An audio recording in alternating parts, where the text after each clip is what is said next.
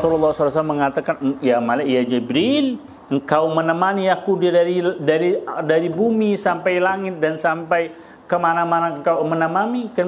Kenapa engkau ketika aku sampai di sini tidak mau menemani kepada? Oh, kata malaikat, semua tempat, setiap makom setiap makom kedudukan itu ada tempat-tempatnya.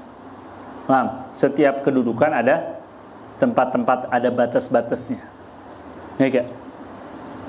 Kita misalnya karyawan, ya batasannya nggak boleh melampaui seperti bos, ngatur-ngatur kan nggak boleh.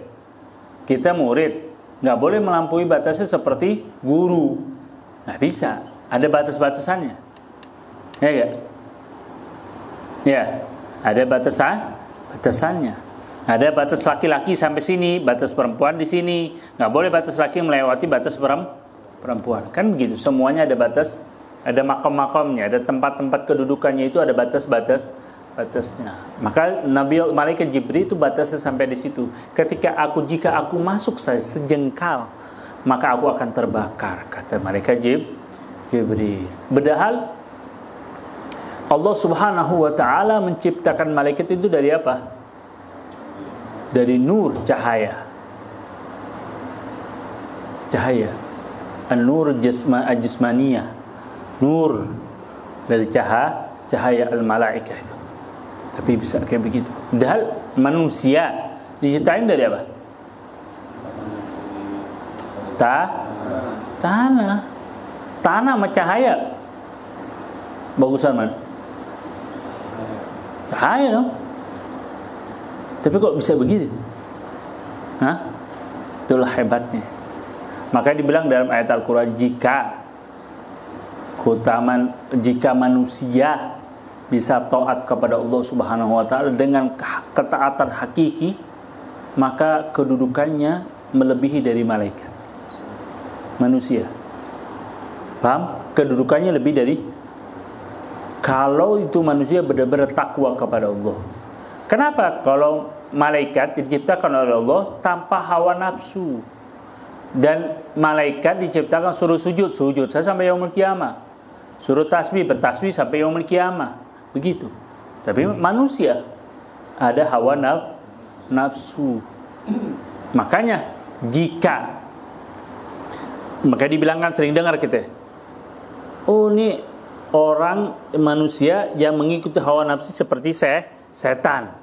Ya, seperti setan. Oh, akhlaknya perbuatannya seperti kayak setan gitu. Itu benar, karena selalu mengikuti hawa nafsu. Tapi orang yang manusia yang selalu melawan hawa nafsunya, maka seperti kayak malaikat. Bahkan kedudukannya lebih dari malaikat. Tuh. Paham? Jelas? Ketika itu Nabi Allah Muhammad SAW memasuki Sidratul Muntaha itu dengan memakai sandalnya Rasulullah sallallahu alaihi wasallam. Maka ulama mengatakan bikin syair memuji, bukan muji Rasulullah, bikin syair sampai sekitab. Apa pujian apa? Kepada sandalnya Rasulullah. Bukan kepada yang memakainya. Pemakainya lebih lagi. Ini sandalnya aja dipuji sama ulama-ulama ahli syair. Dia bilang debu yang ada di sendal itu lebih mulia dari alam semesta ini, dari segala sesuatu yang diciptakan oleh Allah Subhanahu wa taala. Kok bisa begitu? Kenapa bisa begitu? Karena debu ini berjumpa dengan zat yang agung, yang maha esa, Allah Subhanahu wa taala. Debu yang ada di sendalnya Nabi Muhammad sallallahu alaihi wasallam. Debu aja begitu mulianya. Debu yang ada di mana? Sandalnya Rasulullah. Bagaimana sandalnya Rasulullah? Bagaimana yang memakainya, yaitu Rasulullah sallallahu alaihi wasallam? Lah ada yang diciptakan oleh Allah Subhanahu wa taala dari Nabi Allah Adam, dari semuanya. Yang berjumpa dengan Allah Subhanahu wa taala. Enggak ada. Yang mendapatkan kemuliaan dari Allah Subhanahu wa taala. Enggak ada. Allah. Makanya ulama pada semuanya menghormati sendal maupun lambang sendalnya Rasulullah sallallahu alaihi wasallam. Iktiraman li Rasulillah sallallahu alaihi wasallam. Yang penting itu. Sendalnya terompah kalau bahasa. Itu terompah sendalnya Rasulullah sallallahu alaihi wasallam. Paham? Saling mulia. Allahu akbar. Bayangin coba kita tafakkurkan kemuliaannya sendalnya Rasulullah sallallahu alaihi wasallam. Ente tahu sorga yang paling nikmat di sorga, nikmat tiada duanya.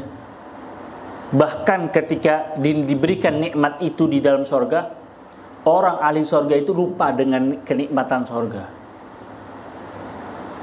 Orang ahli sorga itu lupa dengan nikmatnya sorga. Apa itu?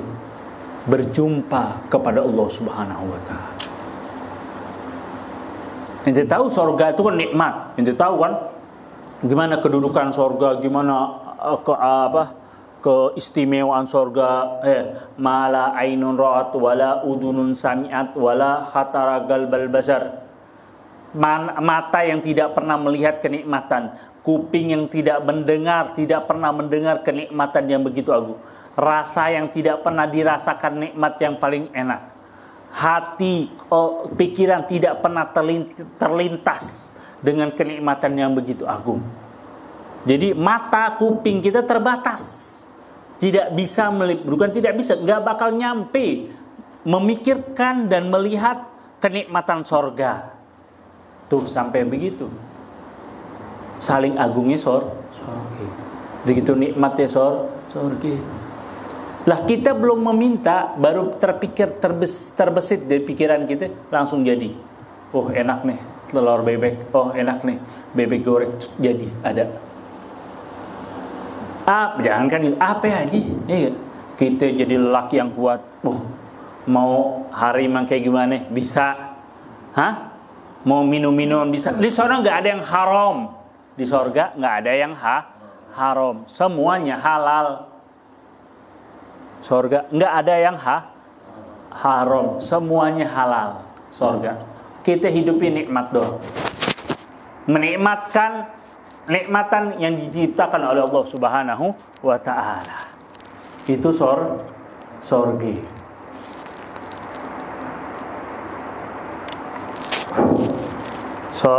Sorga, Pak.